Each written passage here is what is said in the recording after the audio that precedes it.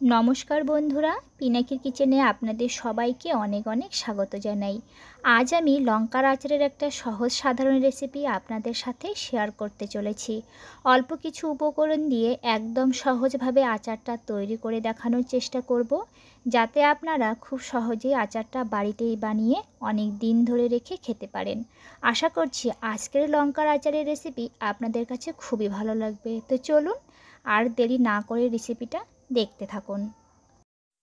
লঙ্কার আচার বানানোর জন্য আমি এখানে কিছুটা পরিমাণ কাঁচা লঙ্কা নিয়েছি।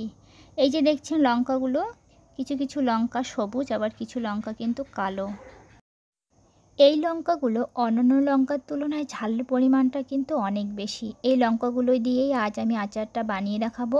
আপনারা যে কোনো লঙ্কা দিয়ে আচারটা বানাতে পারেন।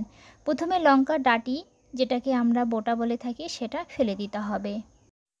এগুলো কিছুতেই রাখা যাবে না, বেশ কিছুদিন পর এগুলো নরম হয়ে যায় আর আচারটা খারাপ হয়ে যাবে। এবারে লঙ্কাগুলোকে আমি পরিষ্কার করে নেব। জল দিয়ে কষলে কষলে লঙ্কাগুলো খুব ভালো করে আমাদের পরিষ্কার করে নিতে হবে, যাতে লঙ্কার মধ্যে কোনো রকম নোংরা না থাকে। দেখুন, জল পাল্টিয়ে 2 থেকে 3 বার লঙ্কাগুলো ধুয়ে নিয়েছি। এবারে একটা সুতি কাপড় দিয়ে ভালো করে মুছে নেব। লঙ্কাগুলোর মধ্যে বা গায়ে যাতে কোনো রকম জল না থাকে সেদিকে লক্ষ্য রাখতে হবে। এর জন্য আমাদের খুব ভালো করে লঙ্কাগুলো মুছে নিতে হবে। সবগুলো লঙ্কা আমি মুছে নিয়েছি। এবারে লঙ্কাগুলোকে আমি মাঝখান থেকে চিড়ে নেব। তার আগে হাতে একটু সর্ষের তেল অবশ্যই মাখিয়ে নেবেন, এতে করে হাতে কোনো রকম জ্বালা করবে না। তো হাতে একটু তেল মাখিয়ে নিলাম।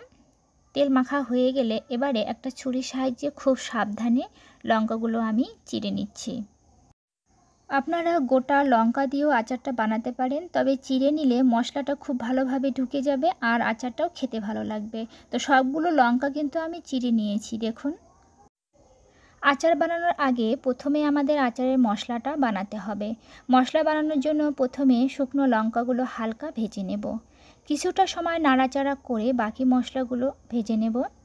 দিয়ে দিচ্ছি 1 টিস্পুন গোটা জিরে, 1 টিস্পুন গোটা ধনে, মৌরি 1 টিস্পুন, 1 টিস্পুন মেথি দানা, হাফ টিস্পুন গোটা গোলমরিচ। এবারে মশলাগুলো লো আঁচে প্রথমে হালকা নাড়াচাড়া করে নিচ্ছি। মশলাগুলোর কালার যখন চেঞ্জ হয়ে আসবে, এবারে দিয়ে দিচ্ছি 1 টিস্পুনের মতো গোটা সর্ষে। আমি এখানে 2 রকমের সর্ষে নিয়েছি, আপনারা যে কোনো 1 রকমের সর্ষে দিয়েও মশলাটা বানিয়ে নিতে পারেন। একটা কথা এখানে বলে রাখি বন্ধুরা, সর্ষেটা দেওয়ার পর কিন্তু বেশিক্ষণ ভাজবেন না, নইলে আচারটা কিন্তু তেতো হয়ে যাবে। মোটামুটি 15 থেকে 20 সেকেন্ড নাড়াচাড়া করেই কিন্তু মশলাটা নামিয়ে নিতে হবে। মশলাগুলো ভাজা হয়ে গেছে, এবার এটাকে ঠান্ডা করে একটা মিক্সিং জারে গুঁড়ো মশলা বানিয়ে নেব। তবে মশলাটা বেশি গুঁড়ো করা যাবে না, আধ ভাঙা গুঁড়ো, অর্থাৎ দানাদার অবস্থায় মশলাটাকে আমাদের বানিয়ে নিতে হবে। এরকমভাবে মশলাটা আমি বানিয়ে নিয়েছি। দেখুন বন্ধুরা, তো আচারের জন্য মশলাটা কিন্তু আমার একদম রেডি হয়ে গেল। এবার আমি আপনাদের আচারটা বানিয়ে দেখাবো। আচারের জন্য প্রথমে আমাদের সর্ষের তেলটা গরম করে নিতে হবে।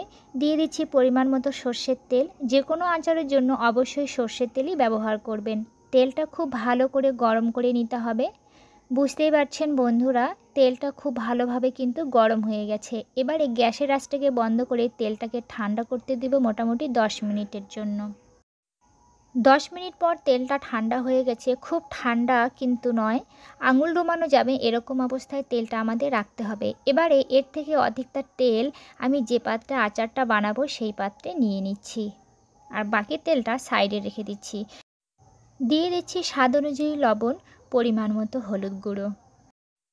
লবণ আর হলুদ তেলের সাথে খুব ভালোভাবে মিশিয়ে নিচ্ছি। দেখুন, মেশানো হয়ে গেলে যে ভাজা মশলাটা এখানে আমি বানিয়ে রেখেছি সেটা এর মধ্যে দিয়ে দিচ্ছি। 3 থেকে 4 চামচের মতো ভাজা গুঁড়ো মশলাটা এখানে ব্যবহার করছি। মশলাটা দেওয়ার পর আরও একবার খুব ভালোভাবে সব কিছু মিশিয়ে নিচ্ছি। দেখুন, একটু সময় নিয়ে মিশিয়ে নিতে হবে আমাদের, যাতে মশলাটা তেলের সঙ্গে খুব ভালোভাবে মিশে যায়। মেশানো হয়ে গেলে যে লঙ্কাগুলো আমি চিড়ে রেখেছি সেগুলো এর মধ্যে দিয়ে দিচ্ছি। খুব ভালো করে তেল মশলার সাথে আরও একবার মিশিয়ে নিচ্ছি। একটু সময় নিয়ে সব কিছু ভালো করে মিশিয়ে নিতে হবে, যাতে মশলাগুলো খুব ভালোভাবে লঙ্কার মধ্যে লেগে থাকে। যত সময় নিয়ে মশলার সাথে লঙ্কাগুলো মেশাবেন, ততই কিন্তু আচারটা ভালো হবে খেতে।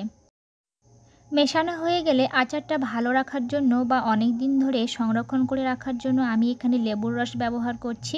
আপনারা লেবুর পরিবর্তে ভিনিগারও ব্যবহার করতে পারেন। লেবুর রস দেওয়ার পর আবারও একবার সব কিছুকে খুব ভালো করে মিশিয়ে নিচ্ছি।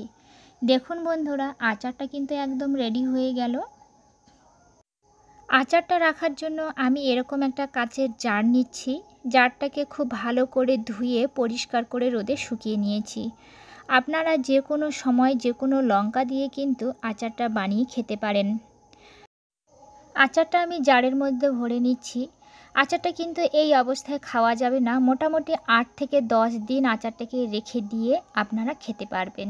8 থেকে 10 দিন পর আচারটা যখন একটু নরম হয়ে যাবে, তখনই কিন্তু এটা খেতে ভালো লাগবে। ভরা হয়ে গেলে আমি যে তেলটা সাইডে রেখে দিয়েছিলাম, সেটা এর মধ্যে দিয়ে দিচ্ছি। তারপর একটা ঢাকনা দিয়ে এটাকে ঢেকে রেখে দেবো মোটামুটি 8 থেকে 10 দিন। আজকের এই রেসিপিটা ফলো করে আপনারাও বাড়িতে যখন খুশি এই লঙ্কার আচারটা বানিয়ে নিতে পারেন। আশা করছি বন্ধুরা, আচারের এই সহজ সাধারণ রেসিপিটা আপনাদের কাছে খুবই ভালো লেগেছে। ভালো লাগলে ভিডিওটিতে একটা লাইক দিয়ে বন্ধুদের সাথে অনেক অনেক শেয়ার করবেন।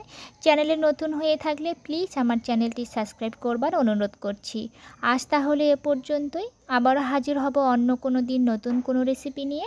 ততদিন সবাই ভালো থাকবেন, সুস্থ থাকবেন।